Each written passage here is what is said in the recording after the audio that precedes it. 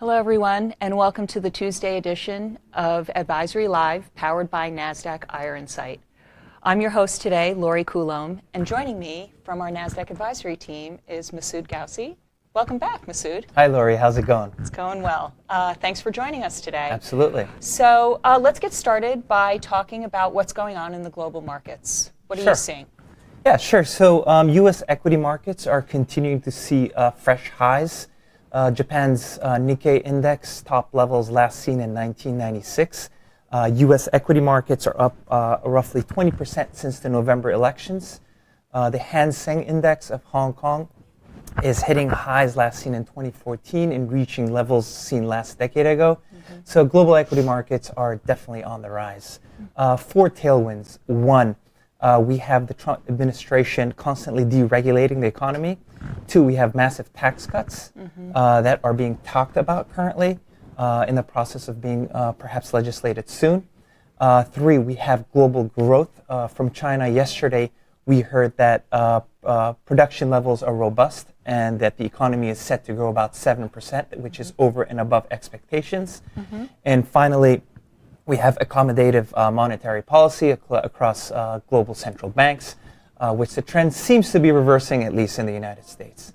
In terms of headwinds, we're looking at stretched valuation. The S&P 500 is at 18 times PE, which is at a decade high. We're seeing central banks turning slightly hawkish. We're also and tax cut legislation is also a risk, which could potentially be a headwind. And finally, geopolitical risks. So anything to do with North Korea, what's going on in Spain, and elections in Europe. Got it. Well, that's a lot of insight. So let's break it down. Let's start first with the tax cuts. So what are you thinking about there? Yeah, the hallmark of Trump's tax cuts is to slash corporate rate taxes and also streamline the tax code. If we look at the U.S. tax code, it's the highest corporate income tax across all industrialized nations and sitting at 39% roughly, as per the Tax Foundation. Trump is looking to lower that to 20%, which is below the OECD average. So in similar fashion that we saw Coolidge's tax cuts and Bush's and Reagan tax cuts, it should usher in significant growth, wage boost, and economic growth and wage boost, basically. The last time the U.S. had such major tax reform was about 26 years ago under Ronald Reagan in 1986. Wow, okay. So what about some comments on the central banks? Yeah, so central bankers, some of them met last weekend. Their biggest concern is that inflation does not seem to be picking up, however they define inflation. It's always mental gymnastics when it comes to especially the ECB, but looks like they're flirting with ending QE. But having said that, Draghi keeps emphasizing the fact that he's looking to jump in whenever the economy weakens.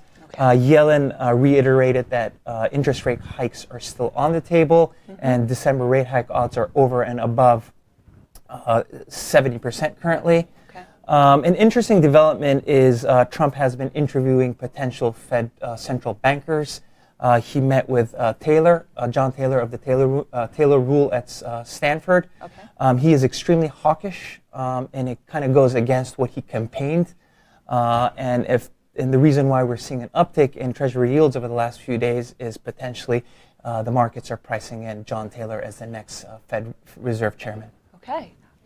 So turning to earnings, we're kicking off Q3 earnings season. So what should we expect? Yeah, so Q3 looks like EPS growth is slowing to about 4%. Q2, we saw growth of about 8%. This includes the energy sector. And Q1, we saw growth of about 15%. Okay. Switching gears and to conclude today's segment, so there was an interesting study recently in the Wall Street Journal about companies that spin off their subsidiaries. So what are the key takeaways from the article? Yeah, it's an interesting article because it kind of gives ammunition to the cause of activists in that they usually want companies to shed some of their non-performing or non-core subsidiaries. And if we look at the spin-off index over the last 10 years, it has outperformed the S&P 500 by over 200 percentage points. Okay. As such, there's a lot of investor enthusiasm for spinning off businesses. Okay. Masood, thank you very much for your insights today. Always very helpful for our viewers. And thank you all for tuning into today's session of Advisory Live, powered by Nasdaq IR Insight.